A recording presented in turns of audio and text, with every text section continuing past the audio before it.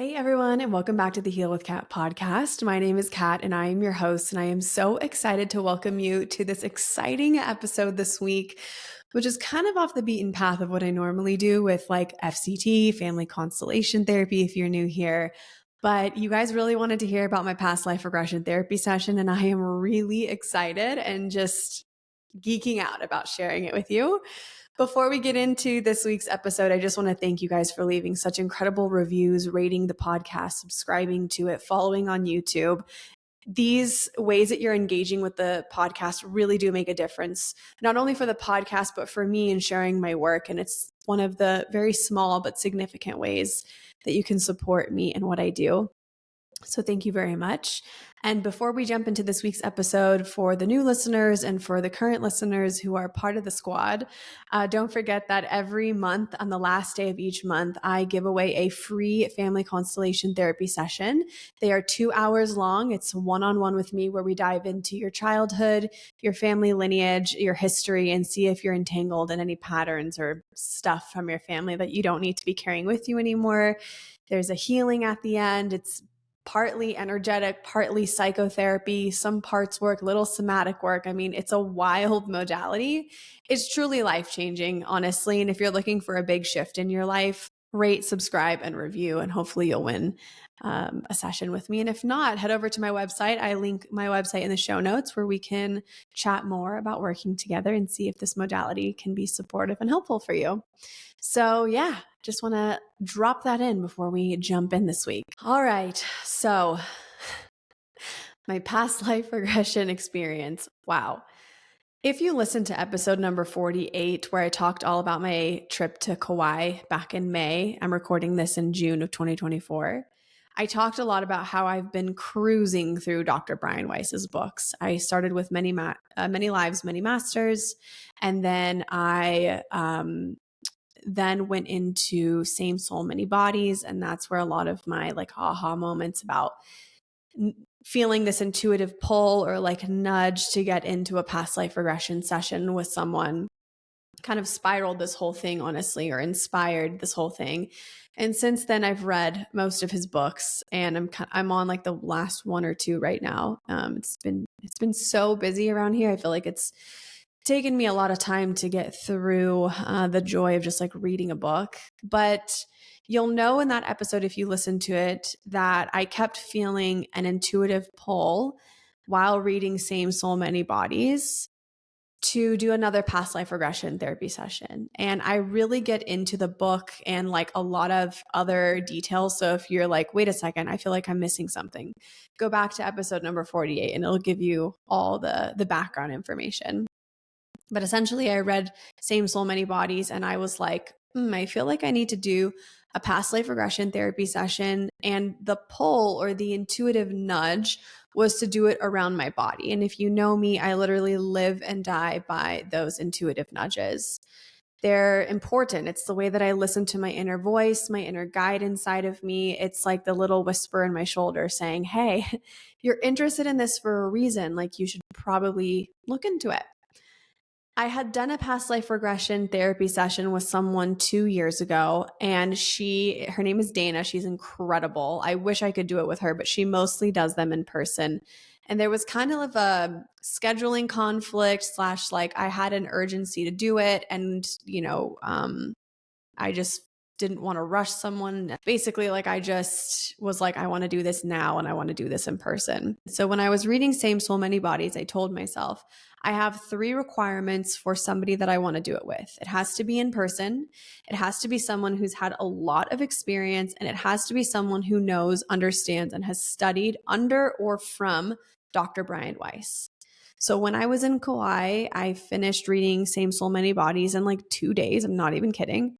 And I Googled past life regression therapy Denver, and I found this woman named Kristine, and she had been doing them for 18 years, and she referenced Dr. Brian Weiss in her website about 10 times. And she's studied and read all of his work. And so I just knew it was a good fit. And I was nervous. I think I'm always a little bit nervous to try new things with new people. I have my tribe, my loyal tribe for a reason. I work with a lot of the same people. And so when I work with someone new, I kind of have these requirements that I need in order to feel safe, that I can trust the person, and that that it's just in my highest and best good. So I made the appointment. I emailed her. She was really easy to work with. And she was in Arvada, which is like, it was 15 minutes from my house. And she said, there's a couple things I need you to do before we get into the session on June 3rd when I did it. And she said that I need you to meditate every day a little bit, to practice using the left side of your brain. Because what's interesting is with hypnosis, your conscious mind is present and observing what your subconscious mind is bringing forward. That's the best way that I could probably describe it. And it was really interesting to start doing some of the meditations and then realizing it was a little too easy for me. And I think it's because I channel often and I'm in a middle world of some kind with FCT, and I do mediumship, and I practice my intuition often, and I do meditate, and I do a lot of like focused breathing. And every single day, morning and night, it's usually in the shower or right when I wake up in the morning, I visualize energy protection all around me. So I'm really good at like calming down certain parts of me to tune into myself. And I think that's essentially using the left side of your brain. So I felt like for some days I did do the meditation. For some days, most days, I didn't, because I just felt like, it's going to be fine. Like, I trust myself. And also, I had done a past life regression 2 years ago, and I dropped in so deeply and so quickly, and I wasn't meditating nearly as much or doing this work nearly as much as I am doing it now. So it was interesting. I'll tell you about the experience about dropping in, and how my ego and my conscious mind was kind of battling it in the beginning, but also not. It was kind of this wild experience. And I think with hypnosis, you have to keep in mind, like, there's like multiple parts of you existing, multiple timelines existing all at the same time. It's kind of wild. So that was one of the requirements. The other requirement that she had is that I send her a list of 8 to 10 people in my life and 3 to 4 adjectives of how I would describe them.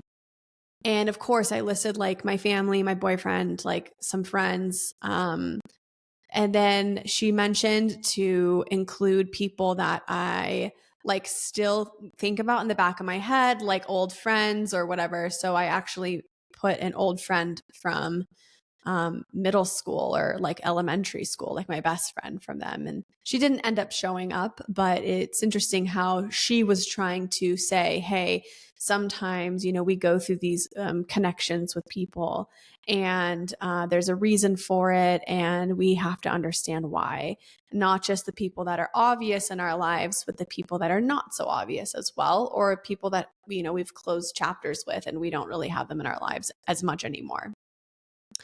So before I did the past life regression, because we scheduled it from the time I emailed her to the time was our session, it was like 3.5 weeks. I told my guides and I told my higher self, do not show me anything intuitively, because I really want to be surprised. Because a lot of times when I start kind of inquiring through the heart, or like opening up my energetic space to receive certain things, sometimes I will start getting nudges or visions or downloads, and I didn't want to be biased. So I was just like, please, don't show me anything. I really want to just experience this like raw and real, just like I say in FCT. So the day arrives and I'm really, really nervous. And to be honest, I had been thinking about it before, but it wasn't like really in the forefront of my mind. Tyler's parents were coming in a couple days later, and I was about to get my period, and I just was like navigating a bunch of stuff with my business. And so I had been kind of thinking about it, but it kind of not. And that's actually kind of a blessing, because otherwise I feel like I would have just started ruminating like, oh my God, what's going to happen? The day arrives and I'm sitting in the car and I'm nervous, and it's like 100 degrees outside, and I'm just like, oh, like, do you ever feel like sluggish when it's like really hot out and you're like, I just don't have energy. Like, I'm tired. I worked out that morning, and I don't know, I just like wasn't in the greatest space, and I was really, really nervous. And I was like teetering nervous, excited, nervous, excited, nervous, excited.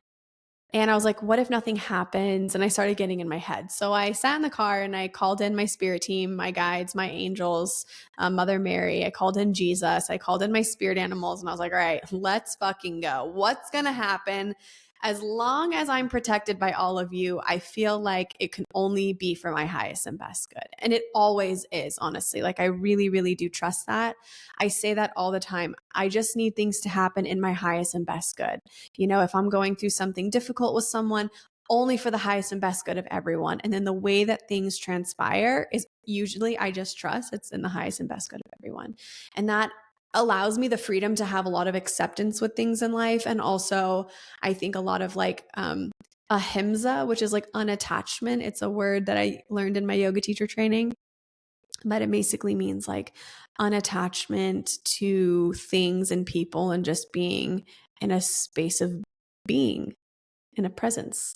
So I try to practice that as much as I can. So I walk into the lobby. It's like this giant like WeWork type of it, you know, a building. And I'm like, oh God, like where is this safe? Are we protected? Like I started getting in my head again. And I texted her and I said, Kristine, I'm outside. And she comes out to meet me. And you guys, she is the sweetest. She's like in her 60s or 70s. And she was sweet and professional and welcoming and just very like, we're here to do something awesome in a very like lovingly professional way. And so she guides me back to this room and we sit down in these two chairs and all the lights are off except for one little side lamp, like a table lamp next to us. And the chairs are facing each other. And it wasn't what I expected. I thought I was going to go into, you know, this like very like, there's going to be a couch and I'm going to lay down on it. Like it wasn't like that. There was like a Reiki table or like a massage table with like set up like a little twin bed. There were like angel things all over the place. So we're sitting there and, you know, we're doing pleasantries. I told her like I'm a family constellation therapy facilitator. I also work as an intuitive and as a medium. And she lit up and she was like, oh my God, I love working with people like you. Like stuff comes through so easily and the process of hypnosis can be so much more smooth. And so she was like really like loving that. And we were just kind of like chatting and she asked me what I was coming in for. And she had briefly asked me this when we were emailing, and I just said, I'm coming to work on my body image. And that's it. I didn't say anything else. So she's like, tell me in detail, like what you want to work on. And in truth, I feel like when I was reading Dr. Brian Weiss's books and I was reading Same Soul, Many Bodies, the only thing I could think about when reading it, and this is that intuitive nudge, is why did I choose this body? Why do I struggle with this body so much? And what can I learn from it? Because in truth, in this lifetime as Kat Dow, I really, really struggle with feeling capable in my body. I've struggled with feeling consistently healthy in my body. And I've never really felt powerful in my body, I would say consistently. Like I have definitely felt powerful, but it's not like in a, like I don't know that I would say that I've lived that my whole life. This is like fairly new. A lot of it isn't thanks to my boyfriend. He's like really empowered me to be strong in my body. Like he challenges me and pushes me and opens my mind up to doing so many things that my body would never do, exercise wise and food wise. Like, and he makes it fun and he makes it approachable and he makes it easy. You know, there's a fun connection to it, but outside of him, I've had terrible experiences. So also in this lifetime, and I told her this, I've suffered from endometriosis since I was like 11 or 12. I had an eating disorder that started around 10, but then it got worse at 12 years old and it continued into like my mid 20s. And I told her, I was like, honestly, anytime I feel divinely homesick, which I'll explain what that is in a second, like I don't want to be in my body anymore. But what I do still struggle with is the consciousness of being in this body is very hard. It would be easier if I wasn't in this body, but I don't want to like get rid, like, you know, like I don't want to, like, I have no motivation or desire to actually do it. It's just the struggle of like this human moment sucks. You know, there's a point on our spiritual healing journey, I think, where we grieve the fact that we're human sometimes and that we chose these bodies and that we're choosing these lives and partners and families and jobs. And we struggle with the reality of being a human and the density of what we are. It's just that waking up to your feelings and feeling them for the first time in many, many, many years. Yeah, it gets heavy. And sometimes I'm divinely homesick. And divinely homesick means your awareness or your consciousness that there is a pure love or another dimension out there that is all love, all healing, all cleansed, all good. And Earth doesn't always feel like that. And so there's like this density that we're moving through, especially as light workers and as healers and as people who are contributing to the consciousness and trying to raise the vibration of the world through healing. Yeah, you get divinely homesick. I just don't know what other way to say it. So there was that. And then I told her that I've had a lot of resentment for myself and my body and other people, when they are just out of the womb, look perfect. And I've had to work really, really hard in my body. I've also never felt really at home in my body. And I've done actually a past life regression. I've done 2 past life regressions on YouTube with Dr. Brian Weiss. And I will link that in the show notes for you if you feel that you want to do that. It's like 30 minutes long. Obviously, you don't talk. It's a fully internal experience, but I've done 2 of I think I've done 3. I need to mention a couple things before I get into the past life regression. I am aware of the deeply parental and ancestral parts of my body image. So I feel that I have ventured into all of the parts of me that have dealt with the wounds around my body image. Like, I get it. And it felt like there was more, which is why I sought out past life regression therapy. The point of bringing an intention into a hypnosis session, for instance, me and my body image, it's for us as the client to set an intention that your soul will show you the past life or lives you need to connect with to find healing and closure with any of the wounds that your soul is carrying around that thing from the past. It's to reconcile them, to have perspective, and even to get guidance from your soul in that past life and even advice. So Kristine had me sit on the massage table. She cozied me up with blankets and pillows. I didn't want to wear the eye mask because it felt too restrictive for me, and I knew I could drop in quickly, but I was shaking. I was like excited and nervous. So Kristine's like, I'm going to drop you in. We're going to hypnotize you. We're going to get into the subconscious. We're going to calm the body down, and then we're going to go into the lifetime. And I was like, okay. And I had done this before, so I was like, I get it. But the way that she dropped me in was different than the way my friend Dana did. So Kristine drops me into the subconscious and we do the whole process of hypnotizing. And she was maybe 3 minutes in and I started to feel the essence of a lifetime coming through. But I didn't want to interrupt her or be rude and people pleaser. So instead, I tried to tell the past life. Because remember, your conscious mind is aware of your subconscious. It's like all existing at once. You're like witnessing it. I was like, wait, just give me a second. Let me drop in. I'm like, and I was getting really excited because I could feel myself just like falling into the lifetime. And I tried to tell my soul, like, hold on, I need a minute. I felt like I was in a war. I felt war all around me, but it was faint. I wasn't fully in it yet. I could just feel the essence of it around me. And I was trying to see, who was there and sense who was there. Like I was trying to rush it a bit because, I was just excited. And then it slowly started to go away or dissipate because Kristine was like, okay, and now we're going to do this. And I'd be like, oh wait, I need to pay attention. Essentially, she was like nearing the end of that section. And then she's like, okay, I want you to walk down a staircase. And my logical brain is thinking, okay, I can't do this. Like, I feel like I'm getting pulled. Like, I feel like my energy is getting pulled right now. And I started to become really impatient. And she was like, okay, now walk down the staircase, get to the bottom of the staircase. And by the time she told me that I was on like there's 21 steps. And then at step like 3 or 4, I was in a body of water. Like I was in another lifetime very vividly. And I was like, okay, I need to say something because I was afraid it would go away or that I'd start experiencing things and not be able to record them because I'm being recorded the whole time. So I waited until she paused, which was like right after I saw myself in the water. And I said, I'm in a life.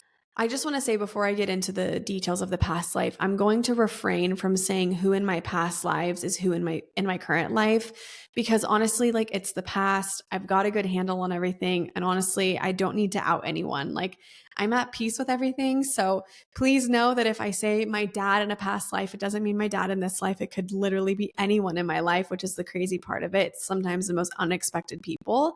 And I'm just going to speak about each life as if I am in that life with that person, not as who they are today. So, like I said, I'm in a body of water. I'm swimming in it and it's dark. I wasn't in the middle of the ocean. I was just offshore by like a mile. And all I could feel was anger. And everything in my sensory experience was in this past life. Even my awareness, my consciousness was like getting pulled in focus into being fully in this lifetime. And I was really angry and I was frustrated. And I kept saying, how could he do that? How could he do that to me? It was like, I was nervous. I was anxious. I couldn't breathe. I was alone and I was freaking out. And it looked like nighttime. And throughout the entire time of me in the past life, Kristine is asking me questions and having me play out scenes for her to build out the story to see what my soul wants to show me to help me with my body image or just my relationship with my body. And I'll explain this in detail, like towards the end to bring it full circle. But like, you think that you're going in and you're going to like have an exact experience of what it is to heal your body image. This was like, I had to go through a lot of twists and turns. It wasn't as black and white as maybe some of the stories I've read with Dr. Brian Weiss. It was a journey, and I'm going to try to do my best to explain that journey as simply and as clearly as possible this time. So anyways, I tell Kristine, I'm afraid this is how I'm going to die. There was no boat around me, but I felt like I had been pushed off of a boat and all I could see was a shoreline. And it felt like someone left me there to die.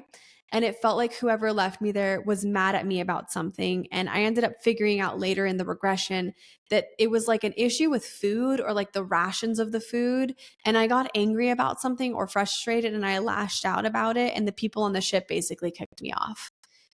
It felt like I was in the Caribbean. I knew my home was in Prussia. Granted, I don't know shit about Prussia, and it felt like it was the 1800s. And then when I was listening back to the recording, I was like, wait a second, was Prussia even around in the 1800s? And it was like the last part of it. It was weird. I like had to Google a lot of the things that I said. I even had to Google like a name because I didn't know if like a name was real, and it was, and I had never heard of it before. And it's like a popular name in Germany. It was really freaking crazy. So Kristine said, what are you feeling? Are you a man? Are you a woman? And I was like, I know I'm a woman because I can feel my dress getting caught between my legs in the water and I'm trying to swim. And all I could say on the recording was, I can't believe he left me here. Like somebody pushed me off a boat and left me in the middle of the water. And I was just like, what? Why am I here right now? Is this actually happening? So Kristine asked me how old I was, and I said 32. But truthfully, when I started getting really pulled into the past life, my ego started coming in and my conscious mind and was saying, is this real? Are you making this up? And it showed me that that left brain, right? Like I needed to really lean on it. So I was lingering in and out of the past life at this specific point, and I wasn't sure who was answering. Meaning me or the past life, because later on I said I was 22. I don't know. It was a little confusing with the ages. All I knew is that I was young. I was really scared to be out in the water alone. Kristine asked me how I got out in the ocean, how I got out in the water. And I literally couldn't focus on anything except for like screaming and being like, I can't believe he left me here. I'm so angry. And I looked towards the shore and I could see palm trees and a little island. And I just started swimming towards it. And I've never seen it in my life before. So, it's interesting how your third eye, your visual imagination center, it will literally show you like bits and pieces when you're hypnotized of where you are and what it looks like. And I think that's probably the coolest part of being hypnotized is the visuals, because you're like, well, I've never seen this before, but I know somewhere in my subconscious, like it holds the memory of this, and exploring it is really interesting. Also, when you're in a past life regression or being hypnotized, everything moves really fast. For me, my thoughts move really fast, the visions move really fast, and nothing is very smooth in terms of like memories. It's not like watching a movie, it's watching like 10-second reels or snippets of these experiences. So it takes a really good hypnotist to keep you in a memory, and Kristine was really, really good at it. I told her that he, quote unquote, convinced me to come out here, and I followed him, quote unquote, and I didn't know who that was, but I knew that I had gone against my better judgment. I felt that I might have been pregnant, or there was a possibility that I potentially just could have found out, oh, I just missed my period like last week. Like it felt very, very, very new. And I was like, I think it could be a girl, but it was so early. Like I felt like I had no clue yet, but I just had a feeling.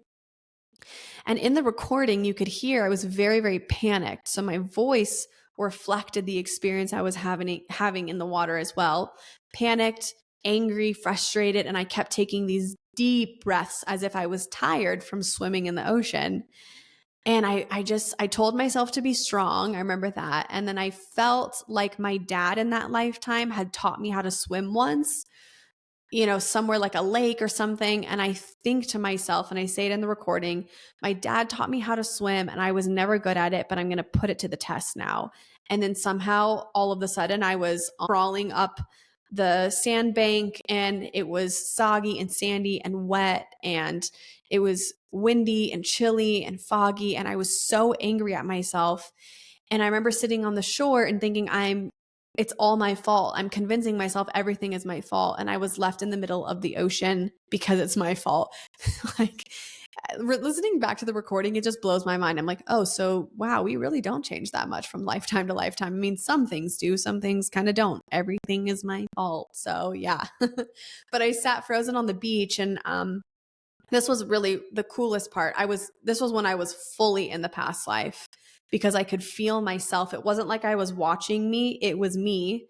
And I was sitting on the beach, and I was looking at the ocean, and the waves were crashing. And I think to myself, I'm alone, and this is probably going to be how I die. And I'm so nervous and scared. So Kristine asked me to look down at my body and tell her what I saw on my feet. And I said, I saw brown sandals. And I laughed and I said, I thought we were going to go somewhere nice together. And they had a thick strap and they were itchy. And then it hit me that I was on my honeymoon. And I felt like I was wearing clothes that maybe I like should have been wearing on a honeymoon, but it wasn't actually what I liked or wanted. It felt like I had tried to kind of make myself be someone that I wasn't. It was just like a feeling that I started to have. And it came more to light in the middle of the hypnosis. So I started to tell her information about myself. I told her that I worked at a bookstore with my dad. My dad owned the bookstore, and he's owned it since I was like 13. And she stopped me and she was like, okay, you're getting too much information. Like she needed us to go on a certain track. I didn't love that, to be honest.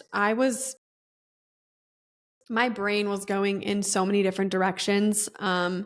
I was like really ready to just like dive in and let whatever wanted to come through. But I will say that I'm sure as the hypnotist and the facilitator, I was a little panicked and chaotic in my voice and my tone and the things I was saying. She probably was trying to keep me on track. So I get that. She asked me to look down at my clothes and describe what I was wearing. And I said I was wearing a white lace trim like dress underneath a couple layers of like another linen dress or skirt. And there was a white corset with linen and eyelet fabric. And I was wearing a brown sweater, like a knit sweater with a belt and these shoes. And I'm looking at my clothes and I say out loud, why am I wearing this right now? I need to find something else. This doesn't fit the occasion. She had me look at the skin color on my hands, and I saw olive colored skin, and I knew that I had like beautiful reddish brown long hair. She asked me if I was wearing any jewelry, and I said I was wearing a wedding ring, and I took it off and I threw it into the ocean. And she said, can you describe the ring to me? And I said it was a plain silver band with etching inside of it. And then she was like, okay, what do you do when you throw it into the water? And I said, when I throw it into the water, I yell, yeah, what a joke. Such a joke. which is so interesting because, yeah, when I divorced my ex-husband, I took off my wedding band. It didn't have any diamonds on it, but I threw it into the ocean. So some parts of us, they don't evolve that much. We get these ideas from somewhere. So she started to ask me, like, you were on your honeymoon. Who were you with? Who was on the boat? Tell me what you're starting to understand about your experience. So I told her that my husband in that life was big and he looked like Beast from Beauty and the Beast, and he was very powerful, and that he was sweet when he was sweet, and when he wasn't, he was unpredictable. And I was scared of him at times. And I said out loud, I don't love him. It was a transaction or like a false perception of what I wanted him to be. It wasn't an arranged marriage, but I wanted to get married and find purpose in marriage because I didn't feel important or special in that lifetime. I said that I was just a girl who worked in a bookstore with my dad. And in that life, as I got older, my dad kept telling me that I was getting too old and I needed to be married because I was like a spinster at 32 or something. So I saw this man across the street who was powerful and he gave me attention. And then we were just married, like as if it happened like in 3 months quickly. And it seemed like me and this husband in that lifetime made an agreement that he needed to get married too. He was going to travel the world, and I wanted to travel the world too. And I had been reading about traveling the world in all of the books in the bookstore that I worked in with my dad, that my dad owned. And I wanted to go and see them. And so we made a pact that we would travel the world and then we would kind of just live separate lives after. We would live in this, same house, separate lives, and neither of us would care. And I had told Kristine that I felt pressure that my dad in that lifetime was kicking me out, and I felt abandoned and rejected by him. I also didn't want to leave him at the bookstore because women would come in and flirt with him, and I would like do my best to block him from being with women. And I'm going to get into this. I'm kind of getting ahead of myself a little bit, but I basically told Kristine that women would come in and I would say to my dad, she's ugly, or she doesn't know how to cook, or I don't want her to be my mom, or she's just trying to get your attention. But I could also see that my dad was lonely and I wanted to be the only woman in my dad's life, even as I got older. Kristine told me, okay, that's enough information, because I really was getting ahead of myself. And so she said, on the count of 3, I'm going to take you back in time to your childhood in that lifetime. And so she counted to 3, and immediately I was presented with an experience of myself in a garden in the backyard of my house as a child. My mom and my dad were fighting and arguing. And I was looking down at the ground, and there was greenery and there were planter boxes, and it looked very like, quaint, like very quiet, very pretty, like green everywhere. You could hear birds chirping. Like I had a whole experience, but faintly in the background, I could hear my mom and my dad fighting. And my mom, I could get the sense, was mentally ill and really sick. And I knew exactly who both of them were when I saw them. Before this, when I was talking about my dad while I was still sitting on the island, I didn't know really who it was. And then as soon as I saw them both, I was like, I know who that is, and I know who that is. And it was really unexpected, like really unexpected. I knew that I was about 4 or 5. In fact, I think I said I'm 4, about to be 5. I knew when my birthday was. I was playing in the dirt. And when I was hearing my parents arguing in the background, it was because my mom was going to leave us because she cheated on my dad and she was mentally ill and she didn't want to bring me with her wherever she was going. And my dad was saying, you need to take her, you need to take her, you need to take her. It's not good for her. Like a child needs to be with their mother. And Kristine said, why do you think your dad doesn't want to keep you? Like, obviously, this is hard for you to hear, I'm sure. And I said, oh no, it's not that my dad doesn't want to keep me. He's just really scared about raising me on his own. And also I got the sense that maybe my dad in that life was kind of emotionally abandoned by his mom, or like wasn't really close to her. So he knew what would happen if a child wasn't close to their mother. And so my dad was saying, like, even though you're sick, you need to take her with you. And if something happens, like, I'll take her. And my mom in that life was like, I'm not taking her with me. I don't want her, basically. So Kristine's like, wow, so tell me about your mom in that life. Like, what are you sensing? And I just kept sensing that my mom in that lifetime was really skinny, really timid and sick and cold, like emotionally. And I told her that my mom was always distant and I was closer to my dad anyways, that my dad was like my best friend and that I just wanted to be with him. And Kristine's like, well, doesn't that make you sad? And I took a deep breath and I said, exactly like this. Doesn't matter. She leaves anyways. Like, when I listened to the recording, I was like, whoa, savage. Like, okay, mom's going to reject me. I'm going to reject my mom. And so it was just wild. So Kristine asked me to look at my mom and she said, do you love your mom when you look at her? And I said, I felt like my mom didn't care about me. And then she said, okay, tell me about your dad. What do you love about him so much? And I described who he was. I was like, he's tall. He has like reddish brown hair. He's a nerd. He loves to read books. My dad is my best friend. He's so loving and he cooks with me and he teaches me how to bake and we go on walks and he tells me about the stars and the universe and God. And I feel so connected to him. And I said, I could be alone with my dad for the rest of my life and I would be so happy. I love him so, so much. And yeah, it was just interesting. It was interesting because also like my voice started to change a little bit and it started to kind of mimic like a little bit more of like a childlike voice. So yeah, that was really interesting. But I'm going to fast forward a bit. So we went over the timeline of my childhood. We discovered a lot more information that's kind of irrelevant. It was just like lifestyle stuff, how I met this husband that kicked me off of the boat and all of that, which was like he was just a neighbor across the street. So she's like, okay, Kat, on the count of 3, I'm going to have you go to the end of this lifetime. So all of a sudden, I'm brought back to the island. I see myself trying to eat a coconut and it's moldy and I throw up. I see myself drinking ocean water and I get sick.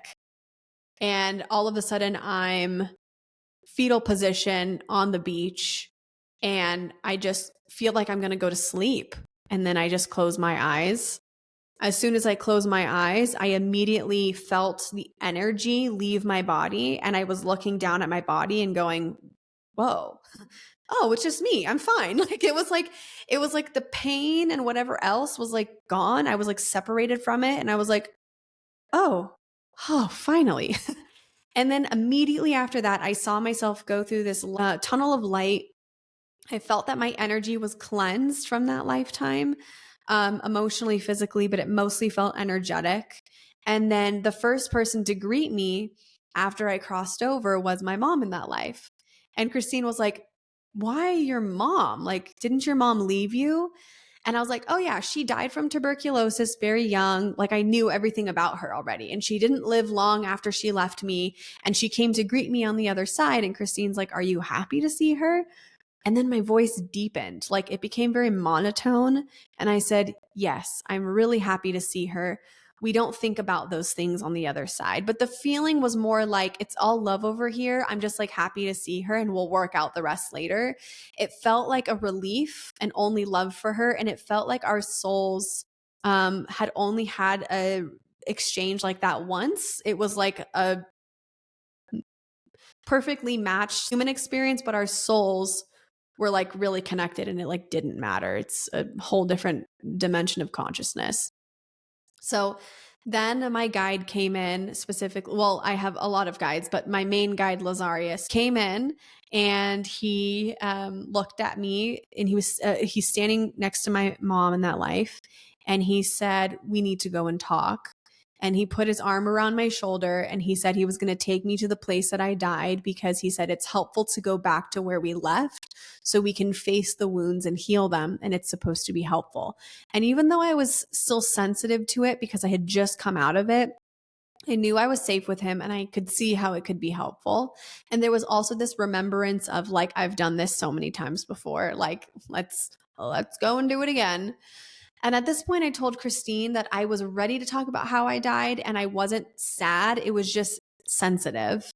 I told her I was really happy to be here on the other side. And then on the recording, it was so interesting to witness myself fully in this moment.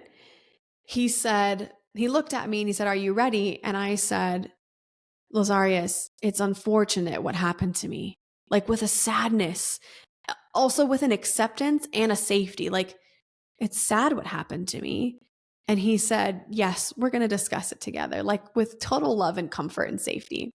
So we were sitting on the beach where I died. He was wearing this green robe. Every time I see him, he's wearing a green robe, tall, handsome, long beard, just like very wise, wizardy, but very ancient. And I saw my physical body. And when I looked at my physical body, I was an energy being. I didn't even know what I looked like as a soul. I could see Lazarius and what he looked like, but I couldn't see me. I just felt like I existed, like air. I don't know. It's just the craziest experience. So I saw my body and I was like, I don't identify with it anymore. And I don't even recognize it. It was weird. I like looked at it and I was like, just like when I fully came out of it, I was like, she's pretty. She's sad. She died here. Like it was very detached. So Lazarius, my guide, told me that this is where we were going to do my life review, which every soul goes through when they pass. And he wanted me to acknowledge the way that I passed and how I died. And really, he was trying to keep me accountable for the choices that I made in that lifetime. And that's really what a life review can be a lot about, is our ability to face some of the choices we made, the things that we did.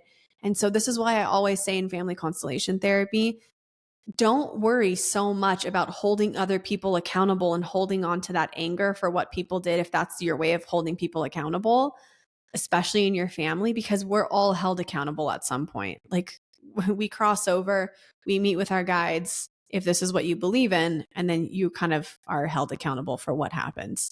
So that's why I say that anger is like, it's that quote, like touching a hot pot and you're the only one that gets burned. Like at some point you have to kind of just come to terms with it, heal, and move forward.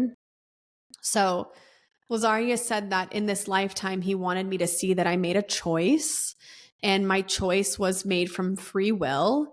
And Kristine is like, what choice is he talking about? And I said, the choice to leave what I really wanted at home. Because what I really wanted in that lifetime was not to get married. I wanted to just be single, and I wanted to be with my dad for the rest of my life and work in the bookstore and garden and have dogs and like live in the countryside. Like I didn't want to get married, but I knew that it would benefit me to use these people to travel the world, and it wasn't authentic and it wasn't choosing from my heart. And not only was I using them, but they were using me for something too. And that part really wasn't clear to me. I don't know if it was just because I was a woman and women were easily used back then for all different kind of reasons. The marriage was clearly like an exchange. So, and my guide said to recognize the impact and the power of my choices. And he told me that my heart reflects back the choices that I make. And then Kristine was like, what does that mean? And I was like, Lazarius is saying the choices that I make in my life reflect where my heart is at. Meaning if my heart's not in the right place, my choices in my life are going to reflect that as well. I was also not using my heart with my dad because I didn't want my dad to marry any other woman. So I sabotaged them all and I wanted to keep him for myself. And then, when my dad asked me to get married and leave, I felt like abandoned, rejected, like I think he didn't want me anymore. And so selfishly, like I chose a path that I knew would probably hurt him and also wasn't aligned for me. And it was kind of just like a weird retaliation of some kind. What's interesting is that my guide, when we were going over my life review of this lifetime, he said in the most loving way, like, it's not your fault. He said, just being part of being human means that sometimes we make choices that we don't always agree with when we look back on them, but they teach us a lot about who we are. And I just thought, if we could all just take that in, if we could all just feel that with our hearts, that sometimes we just in life, we make choices that we don't agree with. And we may look back on them and think, God, I wish I would have done that differently. But it always teaches us something. And then, I'm going to take it a step further. This is my own interpretation. While we're still human in these bodies, evolving and growing and learning, when we make mistakes, use that as a jumping point to not only learn about who you are, but then learn how to do it differently or grow, choose a different way to do something. And that requires rubbing up against your ego and your ego wanting you to stay angry or whatever it is, right? So Kristine pauses me and she says, "So what did you learn about that lifetime?" And I said, "If I don't speak up for myself, I'm going to be a victim. I always have to say what's on my heart." And then my guide came in and said, "You always have to say what's on your heart." And my guide, Lazarius, said that I have a beautiful heart and it's very important that I share it with people. And I really struggle with that in this lifetime sometimes. I struggle sharing my heart a lot with people and speaking up for myself. And honestly, if you're in my life and you're close to me and you're hearing that, you're probably, or even a client, like, what? I would never guess that from you. Here's the difference. About 5 years ago, after I got divorced, I started dating and going on this kind of wild internal experience of what it means to use my heart. And I had a very, very good friend of mine who's still a very, very good friend.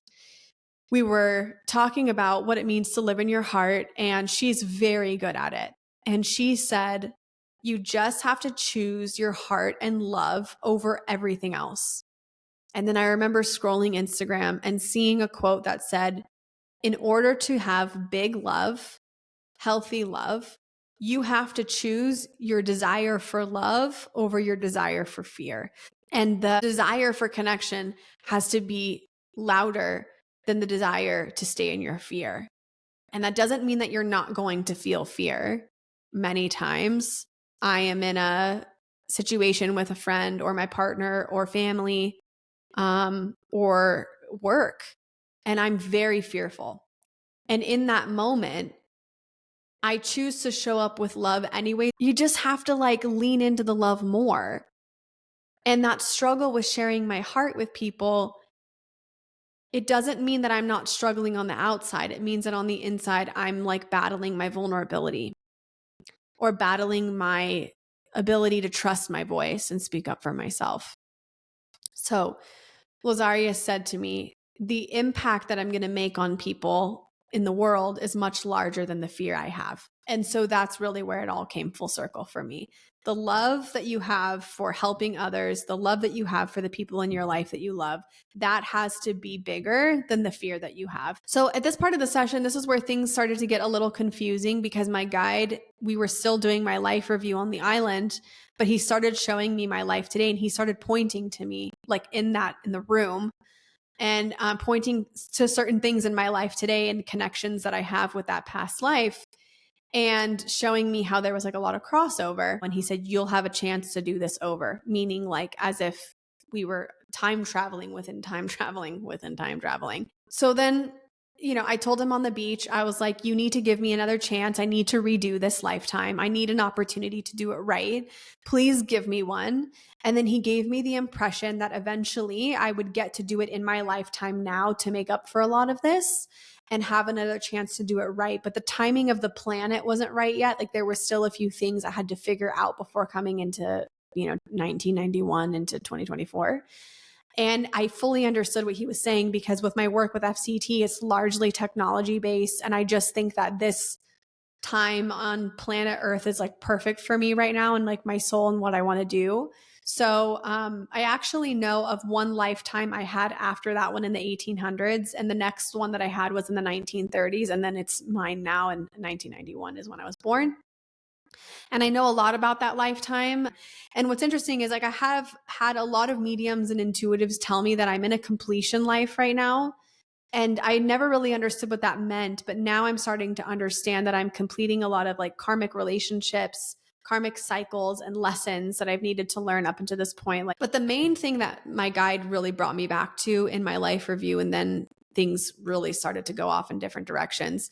He said that I needed to see from that lifetime was my wound of abandonment. And it was clear that there was something around abandonment that was tied to my body, but I wasn't sure yet. So we fast forward through a lot of the details. And Kristine is asking me if I can channel my guide, Lazarius, to help me understand more, like actually channel his voice through me, channel his energy through me, which is like really fun to do, but it takes out a lot of energy. I did it in my past life regression with Joan of Arc, and I did it with my guide Lazarius. It's really fascinating to listen back to that. But basically, I channeled him, and he said, in every lifetime that I've had from being a young soul in my first lives, I've never had a steady mother figure in my life.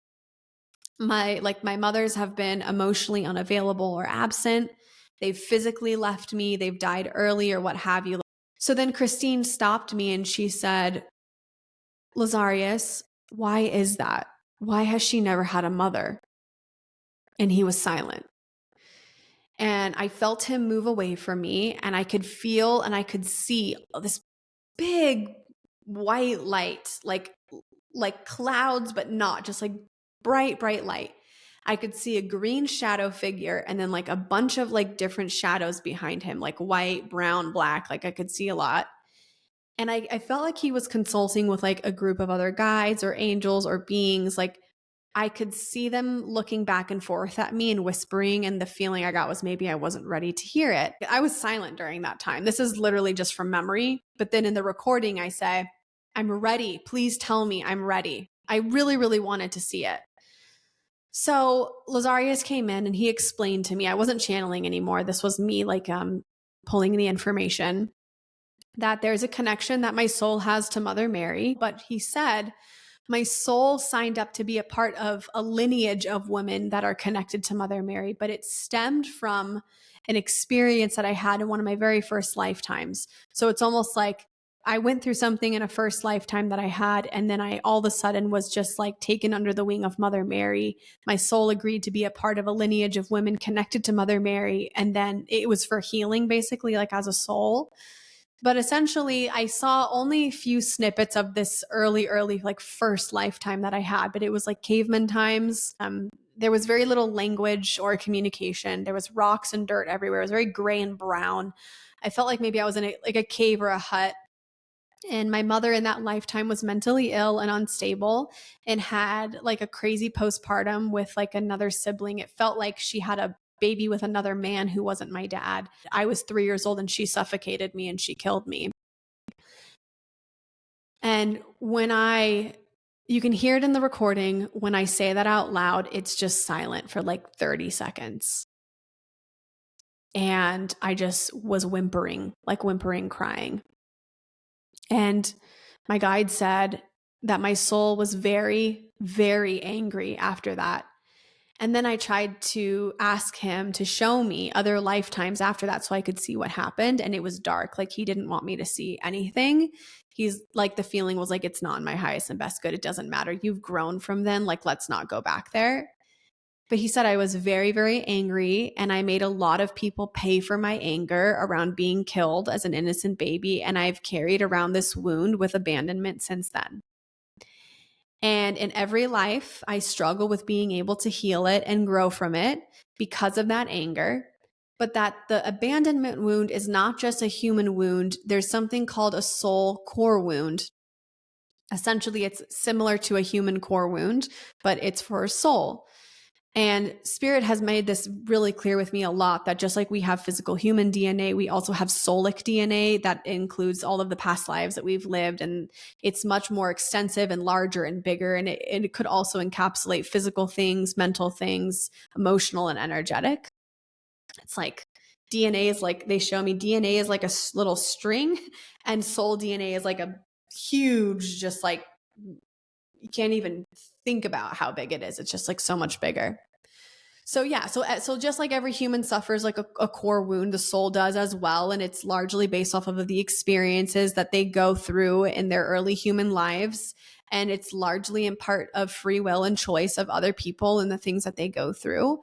And that soul core wound will essentially be the motivator or the reason for reincarnating into certain lives. It's basically what fuels our evolution.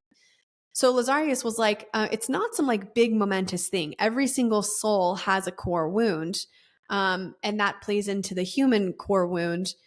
And I asked him to give me more mothers who would abandon me to help heal my heart, because I knew that the only way to do that would be to find love and compassion and understanding for her. So this person is definitely in my life now. And yeah, it was really hard to reconcile with that relationship now and that relationship in the past. And it really, at this point, started to click for me and make sense. Like the Mother Mary part, it definitely makes sense. Like the feeling I got was that she would come in, like I said, try to protect me, connect me to the Divine Mother while I was on earth, while I chose to continue struggling with the mother. She would be my mother. And in every lifetime, I've made progress. But Lazarius said that as I started to build some momentum, especially in the last like few lifetimes with a mother, that I would want more healing, more growth. I've also always felt this, and it was confirmed to me once in a reading I had. I've lived more lives not on earth than on earth, but I still have had a significant amount of lifetimes on earth that allow me to be here and kind of understand what's going on. But you know, I wanted more healing on earth. I wanted more growth, and I wanted to find momentum with this. And he said some of your lifetimes were less evolutionary than others. And that's why I've been waiting for my lifetime now. So Kristine asked me to ask my guide what the abandonment of my mother's had to do with my body, because we needed to get back to the body stuff. And he said, why would she feel safe to be in a body that was taken from her in her innocence? You guys, whew, I kind of get emotional talking about it now.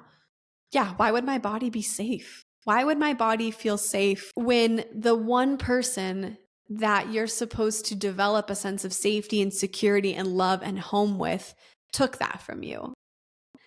And it's never been safe for me to be in my body. It's like abandonment is the wound, and then it's like relationships, your body. But like really at the end of the day, it's almost like my soul had to say, hey, you know, you really care about your body. We're going to show you your body. And then like we'll be ready. You'll be ready to see what your body is connected to. And then my guide said that in many lifetimes, I've had to give up my body for survival, to men, to babies. I've had to get really comfortable with giving up my body. And that was supposed to challenge me to live in my heart. And I struggled to do that. I've had to go against my heart a lot to do what I needed to do to survive. And listening back to all of this, I was drawn to my work in FCT. Like I said, our mothers are our first homes. They're our first safety in the world. They're our first loves. And because I lacked that in every lifetime, I kept asking for none of it so that I could learn how to be that for myself. So Kristine's like, all right, well, what wisdom can you give Kat about abandonment and her body? Like what can you give her? Cause it's still like, even when you listen to the recording, it like wasn't fully clear, like what the whole point of this was. And he said that in this lifetime, I created a blueprint for my life to embody being the mother that I have never had solically. And it was going to be hard because I would have to learn from scratch. And that I had all the experiences of multiple lifetimes to do it really beautifully now. That's why I feel so much of a call to be a mother in this lifetime, whenever that is, because I feel excited about the opportunity. And I would like have to learn a lot about how I want to mother and be a mother, and the kind of mother that maybe I've always needed, right? And so it hit me in that moment. In this lifetime, I'm going to complete the cycle of abandonment through motherhood. I'm going to connect with my body in a way that I never thought I would. And it's going to be through motherhood, and it could be powerful. And I didn't have to worry about my body after having babies because it would be stronger and it would be resilient and healthier. And that the motherhood would be like the key, the door to the liberation from the soul core wound. Obviously, I'm not a mother yet. I don't know when that's going to be, and I don't have plans for it anytime soon. But what I do know is that there is this sentient pull to being a mother one day, and knowing the excitement and the power in that. Even with my clients, like I work with Mother Mary with my work and family constellation therapy because I feel that these women are coming to me and they are asking me to help. help them heal their relationship with their mothers. And I have to embody some kind of a mother energy myself. And I think what I love about FCT and the way that I do it, that could be different from other people, is that I do try to embody this like soft, nurturing, listening ear who validates the feelings. It reminds me of what Mother Mary told me in my past life regression therapy session 2 years ago. She told me, just like a good mother knows when to step in and support a child, a good mother also knows when to lean out and let the child figure it out for themselves. And I feel like I do a lot of that with FCT. I kind of lean out and let people kind of work through things mentally in their own way. And then I lean in the session. I'm like, well, how about this? Like constantly going through that. I use the Mother Mary Oracle deck, and I've got statues of Mother Mary behind me. Like, I just feel that there is this really tangible experience I'm having with the mother in general in my life, regardless of it being motherhood right now. So as I was like writing the notes for this episode this week, first I had the processing right after the session, and then I listened to the recording like 4 times, and then I listened to it again as I was writing all of the notes for today. And then I'm reading this through and I'm thinking to myself, like, you have no choice but to be at peace. This is a completion life. You're going to do it right. It's going to be okay. You will make mistakes along the way. There's no such thing as being perfect. It made me think of how we heal ancestral trauma, honestly, because we go through hard times and we have a choice. With ancestral trauma, we have the ability to shift our internal relationship to the traumas and our relationships with our families and alchemize them. And we don't have to be in relationship with our families to do that. We can just do it within ourselves and have healthy boundaries, which may be what we need. But man, like, yeah, we just have a choice. We can take the hard times and we can alchemize them, or we can choose to stay stuck. And using those hard times to help us grow, it's like the ultimate magic of life. So at the very end of the recording, when we were wrapping things up, Kristine said, "Lazarius, is there anything else that you want to tell Kat?" And he said, "Everything was a choice. You wanted to keep learning this lesson of abandonment through the mother. We sent Mother Mary to call on you and protect you and give you strength so you wouldn't give up. But you will complete this and it will be okay. Give yourself patience." This is why I tell people, see the mediums, see the intuitives, do the past life regressions, get in tune with your soul.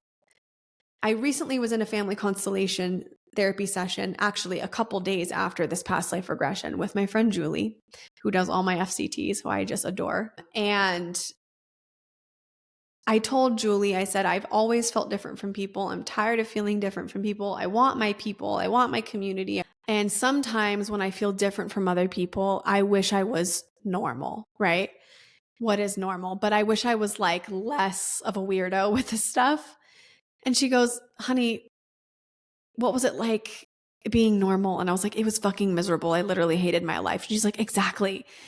And that's the thing, is that like, we have an opportunity to just be different and to explore our souls. And we don't have to do it publicly. We can do it privately. We can do it within the sense of our own hearts. We just get to experience different aspects of ourselves that help us understand us. And here's the thing. I learned this from Brian Weiss too. You don't have to believe in it, but it works. You don't have to believe in anything I said today or past life regression therapy. But you want to know how I feel afterwards?